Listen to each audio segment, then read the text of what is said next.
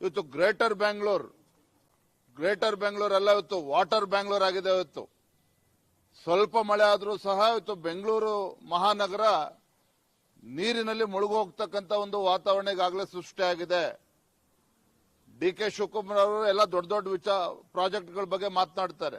Brand Bengaluru ಒಂದಿನದಲ್ಲಿ ಮಾಡೋಕ್ಕಾಗಲ್ಲ ರೀ. ಈಗ 20,000 ಕೋಟಿ ಅಂಡರ್ ಪಾಸ್ ಮಾಡ್ತಾ ಇದ್ದೀವಿ, ಕನಾಲ್ ಮಾಡ್ತಾ ಇದ್ದೀವಿ. ಈಗ ಮಂಡ್ಯ ನನ್ನ ಕ್ಷೇತ್ರಕ್ಕೆ ಎಷ್ಟು ಕೋಟಿ ಬಂದಿದೆ ಗೊತ್ತಾ ನಿಮಗೆ? ಇತಿಹಾಸದಲ್ಲಿ ಬಂದಿಲ್ಲ. 2 ವರ್ಷದಲ್ಲಿ ದುಡ್ಡು ಬಂದಿದೆ. ಕಾವೇರಿ ನಿಗಮದಿಂದ 220 ಕೋಟಿ ಬಂದಿದೆ. ಜಲಧಾರೆಯಲ್ಲಿ 450 ಕೋಟಿ ಬಂದಿದೆ. ಅಂಪಾಪುರ ಪವರ್ ಸ್ಟೇಷನ್ಗೆ 600 ಕೋಟಿ ಬಂದಿದೆ. ಇದೆಲ್ಲ ದುಡ್ಡಲ್ವಾ? ಮಂಡ್ಯ ಸಿಟಿಲಿ ಕಾಮಗಾರಿ ನಡೀತಲ್ವ? ಈಗ ಮಂಡ್ಯ ಮುಖ್ಯ ರಸ್ತೆ ಆಯ್ತಪ್ಪ, ಜನತಾದಳದವರು BJP ಇದ್ದಾಗ ಯಾಕೆ ಮಾಡಿಲ್ಲ? 33 ಕೋಟಿಯಲ್ಲಿ ನಾವು ಅಭಿವೃದ್ಧಿ ಮಾಡ್ತಾ ಇಲ್ವಾ? ತಂದಿಲ್ವಾ?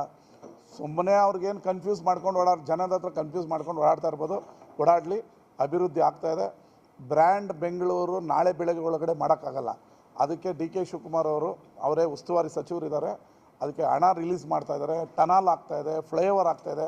ಕಾಮಗಾರಿ ನಡೆಯೋದಕ್ಕೆ ಸ್ವಲ್ಪ ದಿನ ಆಗುತ್ತೆ. ಅದೆಲ್ಲ ಓಪನ್ ಆದಮೇಲೆ ಬ್ರ್ಯಾಂಡ್ ಬೆಂಗಳೂರು ಆಗಿ ಕಾಣುತ್ತೆ.